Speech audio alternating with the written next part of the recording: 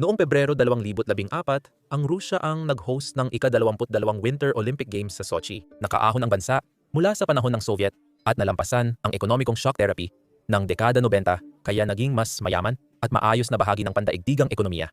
Mayroon pa ring mga kontrobersya, ngunit ito sana ang magiging pagkakataon nito upang ipakita ang tagumpay sa pandaigdigang entablado sa pamamagitan ng nagbubuklod na kapangyarihan ng sportsmanship. 4 na araw lang matapos ang closing ng palaro, inangkin ng Rusya ang tangway ng Crimea. Sinimulan nito ang mabagal ngunit tuloy-tuloy na pagbagsak mula sa pagiging isa sa pinakamabilis umunlad na pangunahing ekonomiya sa mundo tungo sa kung ano ito ngayon. Isang petrostate na naparalisa ng matitinding pandaigdigang sanksyon at isang magastos at patuloy na labanan.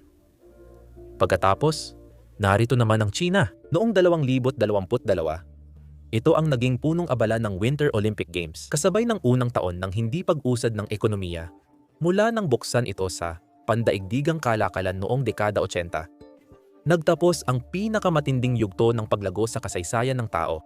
Maraming ekonomista ang nagsasabing, ang mabilis na pag-unlad ng ekonomiya ng China ay parang nangyari sa Hapon noong dekada 80 at 90, nang naging sentro ito ng pagmamanupaktura. Bago umutok ang sariling bula ng merkado ng real estate nito, naging hindi na gaanong kompetitibo sa buong mundo. Ang mga manggagawa nito at ang tumatanda nitong populasyon ay naging pabigat sa bansa. Isa pang di halatang pagkakatulad ay pag-host ng Hapon ng Winter Olympics noong 1900 at 98 habang humaharap ang ekonomiya nito sa Asian financial crisis. Matapos ang pagbagsak na iyon, 3 dekada na ang lumipas pero hindi pa rin ito nakabawi. Sa kasaysayan, may Olympic Games noong 1900 at 36 sa Berlin na may sarili ring mga issue. Sa huling bahagi ng buwan, gaganapin ang French Olympics habang tumitindi ang tensyon sa bansa dahil sa humihinang ekonomiya at mga sakripisyong dulot nito sa kalidad ng buhay. At dahil ang sarili kong bansa na Australia ay nakatakdang mag-host ng Olympic Games sa taong 2032, mukhang magandang panahon ito para magtanong kung ang Olympics ay senyales ng pagbagsak ng ekonomiya. May dahilan ba kung bakit kasabay nito ang mga problemang pang-ekonomiya? O nagkataon lang ito? Ano ang mga aral na matututuhan ng ekonomiya mula sa mga hamong ito? Sa huli, sulit ba ang multibilyong dolyar na pambansang pagpapakitang gilas? Siyempre, ang orihinal na Olympic Games ay unang ginanap sa Olympia, Gresya sa pagitan ng 776 BC at 373. Sapat nang sabihin na ang sinaunang modelo na kinatawan ng Olympic Games, halos 2,000 taon na ang nakalipas, ay halos hindi nakahawig ng makabagong kaganapan na ginaganap tuwing 4 na taon ngayon. Muling sinimulan ang mga palarong ito noong 1800 at 76 ni Pierre de Coubertin, isang Pranses na aristokrata. Naniniwala siyang ang muling pagbuhay nito ay may mataas na layunin sa kultural na representasyon. Sa tulong ng International Olympic Committee na isa si Coubertin sa nagtatag, mabilis na tupad ang pangarap. 14 na bansa ang sumali sa muling pagpapakilala sa Atenas. Kinikilala ng IOC ang 200 at 6 na bansa sa kanilang komite na sumasali tuwing 4 na taon kung saan ang tunggalian ay nasusubok sa iba't ibang paligsahan.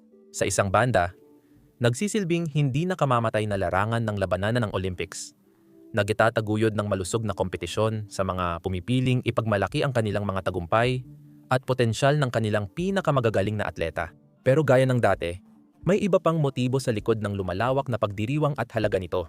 Sa madaling salita, ang Olympics ay naging pinakamagarbong palabas ng pagmamayabang sa mundo, lalo na sa mga opening ceremony at pasilidad nagiging mas enggrande. Mula nang itatag ang IOC, isa sa mga layunin nitong hanapan ng paraan kung paano pagkakitaan ang dambuhalang pandaigdigang selebrasyon na ito. Bagamat hindi ito naging madaling gawain noong una para sa karamihan ng mga bansa, ang Olympics ay tila isang napakalaking pabigat. Isang magandang halimbawa nito ay ang kaguluhang sumunod matapos ang pagkabigo ng Montreal noong 1976. Ang mga pagkaantala sa konstruksyon at sobrang gastos para sa bagong stadium ay nagresulta sa utang na umaabot sa $1.2 bilyong para sa mga nagbabayad ng buwis sa Canada. Malaking pasanin ito para sa anumang pamahalaan, lalo na noong 1976 nang mas mataas ang halaga ng pera at umabot ng higit 30 taon bago nabayaran. Noong panahon na iyon, isa itong magastos na pampublikong serbisyo na karamihan sa mga nagbabayad ng buwis ay hindi naman talaga interesado. Ngunit masasabing nagbago ito nang ang Los Angeles ay naging nag-iisang nagbid para sa tag-init ng 1984.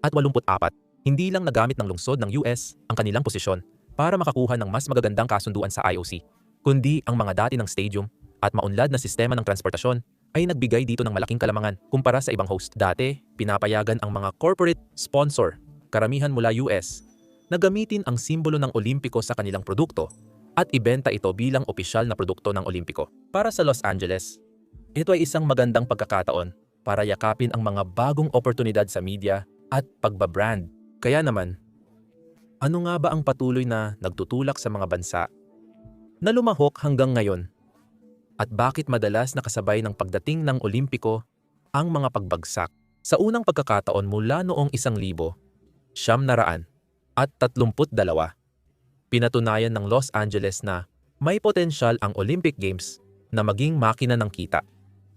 At bilang paraan, para itaguyod ang kanilang pamana bilang isang metropolis, nagkaroon sila ng 215 milyong operating surplus. Pagkatapos ng napakalaking tagumpay na ito, nagsimulang magbigay ng malalaking alok ang mga lungsod sa buong mundo upang ipakita rin kung gaano sila katagumpay. Kahit ang tagumpay na iyon ay bunga ng maling paniniwalang pinalaganap ng mapanlinlang na datos.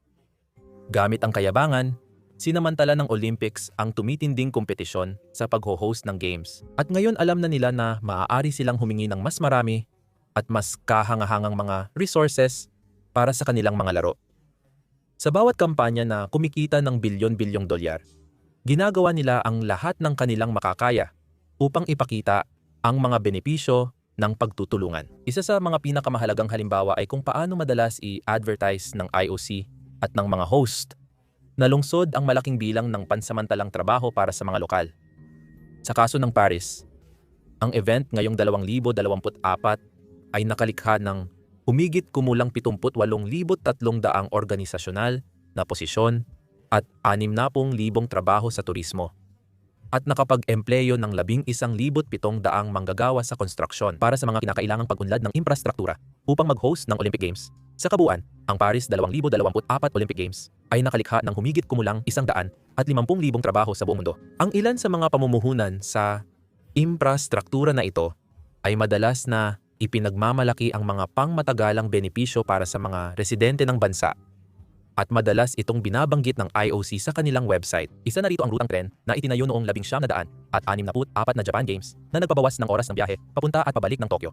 Ganoon din o iba't ibang pampublikong pasilidad tulad ng mga pabahay na itinayo para sa mga bumibisitang atleta. Noong 2014, inilipat ng Sochi, Rusya ang 44.3 bilyong dolyar para sa pagtatayo ng mga infrastrukturang hindi kaugnay sa sports. Ito ang dahilan kung bakit, kapag tiningnan mula sa ibang pananaw, ang Olympics ay isang laro rin na nakatuon sa PR o pampublikong relasyon. Karaniwan, ang mga bansa ay nag-host ng Olympics kapag maganda ang takbo ng kanilang ekonomiya. Tulad ng sa panahon ng pag-unlad, ginagawa nila ang lahat upang gamitin ang Olympics bilang palatandaan na umuunlad ang kanilang bansa. Naging poetiko ang sitwasyon nila dahil nahulog sila sa bitag ni Icarus na lumipad malapit sa araw. Kung mas maganda na ang kalagayan ng isang bansa kaysa dati, wala na itong pupuntahan kundi pababa, lalo na kung ang ekonomiya ay nakadepende sa hindi matatag na industriya gaya ng likas na yaman o real estate speculation. Isang katulad na statistical na pangyayari ang nangyayari sa iba pang pampublikong paligsahan tulad ng Forbes 30 Under 30 list. Para maging matagumpay sa murang edad, kailangan mong sumugal ng malaki at maging handang lumabag sa mga patakaran. Maraming napapasama sa Forbes 30 Under 30 ang nauuwi sa kulungan dahil sa panlilinlang. Mahirap nang higitan ang tagumpay ng pagiging bilyonaryo sa edad na 30.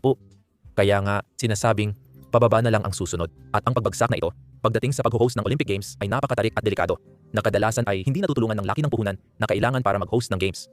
At kadalasan, hindi ito nagbubunga ng kita. Ayon sa kwento ng IOC, naniniwala ang mga kalahok na di gaya ng tagumpay ng LA, ngayon ay kailangan ng magastos na bidding war para makuha ang atensyon ng IOC. Noong 2012, gumastos ang London ng humigit kumulang 15 bilyong dolyar para mag-host ng Olympics, pati na rin ng Paralympics.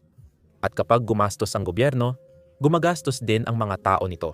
4.4 na bilyong buwis ang kinuha dahil hindi natupad ang inaasahan sa London event at karamihan ay ginamit sa konstruksyon. Ang karamihan ng gastos sa mga venue para sa 2022 Beijing Winter Olympic Games ay napunta sa Beijing Olympic Village na nagkakahalaga sa China ng halos 3.16 na bilyong dolyar ng Estados Unidos.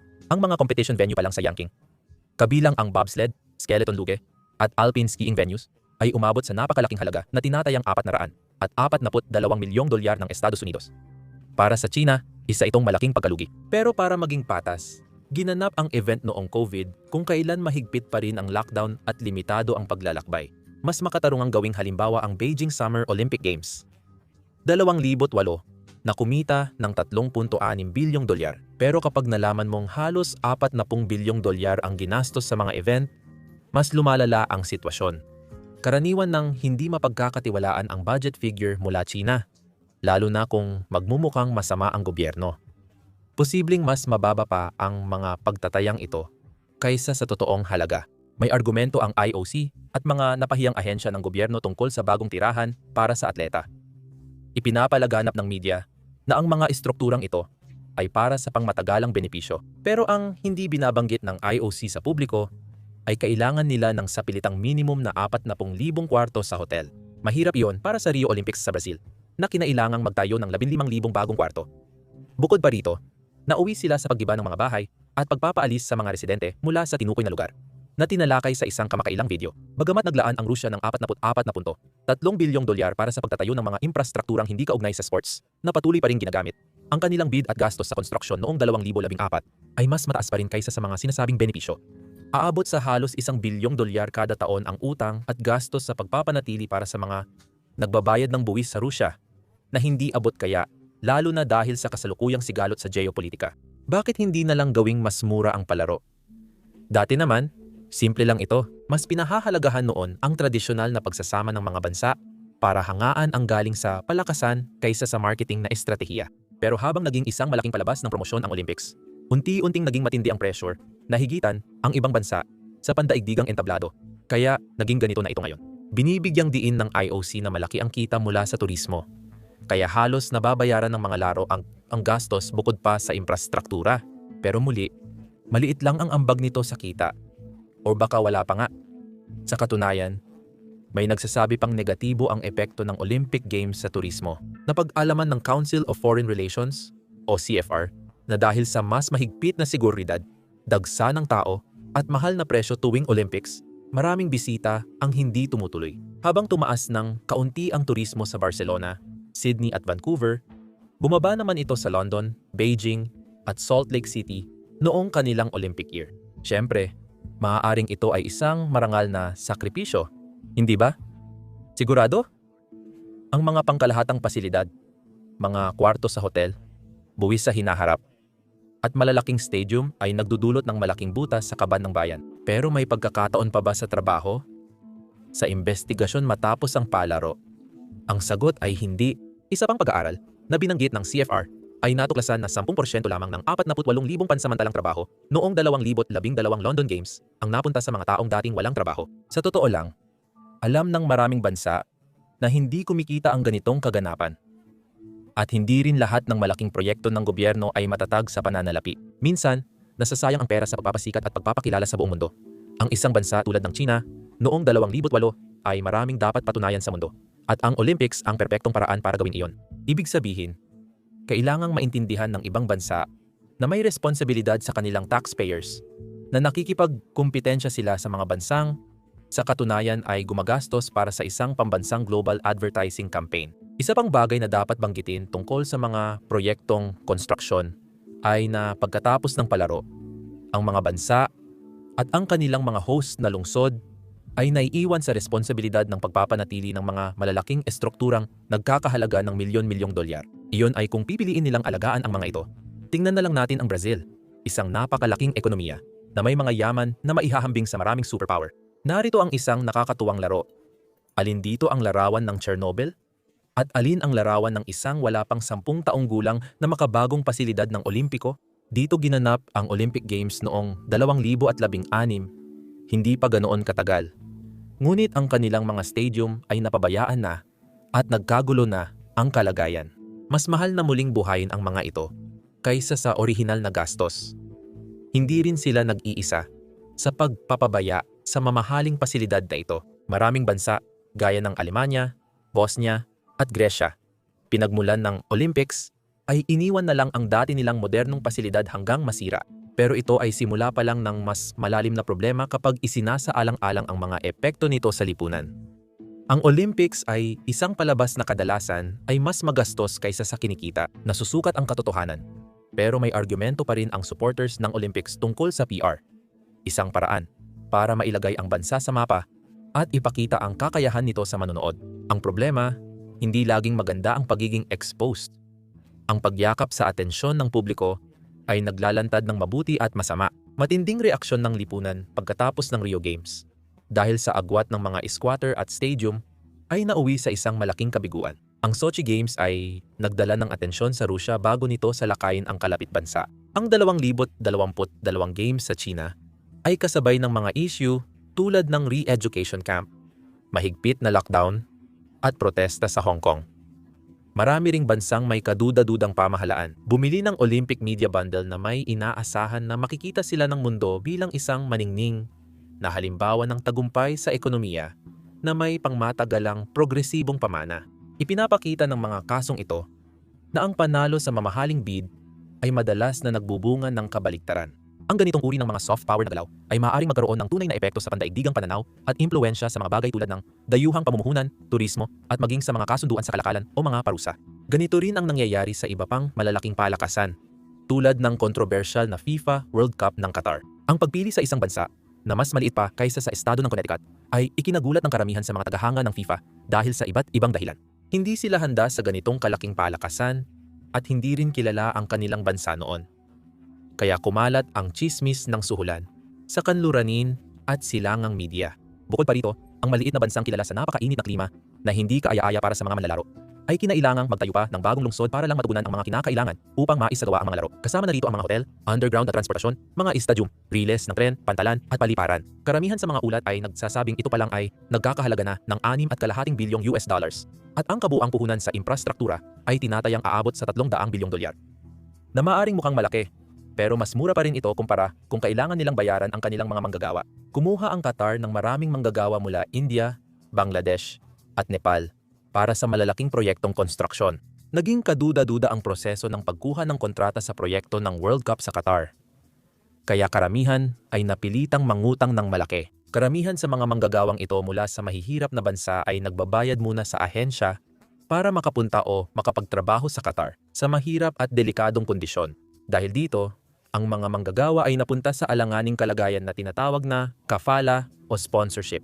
Sa madaling salita, ito ay pampagandang tawag sa sapilitang paglilingkod, kung saan pinipilit ng mga ahensya ang mga manggagawa na magtrabaho na parang alipin sa init na umaabot ng 51 degrees Celsius o 100 at 25 Fahrenheit, kapalit ng mas mababang sahod kaysa sa ipinangako sa kanila. Ngayon, hindi naman nag-host ng Olympic Games ang Qatar. Gayunpaman, ang kagustuhang mapansin ay nagdulot din ng pansin sa malulupit na paglabag sa karapatang pantao ng bansa. Isang bagay na karamihan sa mga tao sa buong mundo ay hindi sana malalaman kung hindi dahil sa atensyon ng pandaigdigang palakasan na ito. Kaya ngayon, alam na natin ang nakakasirang sosyo-ekonomikong pasanin na dala ng games sa mga host nila.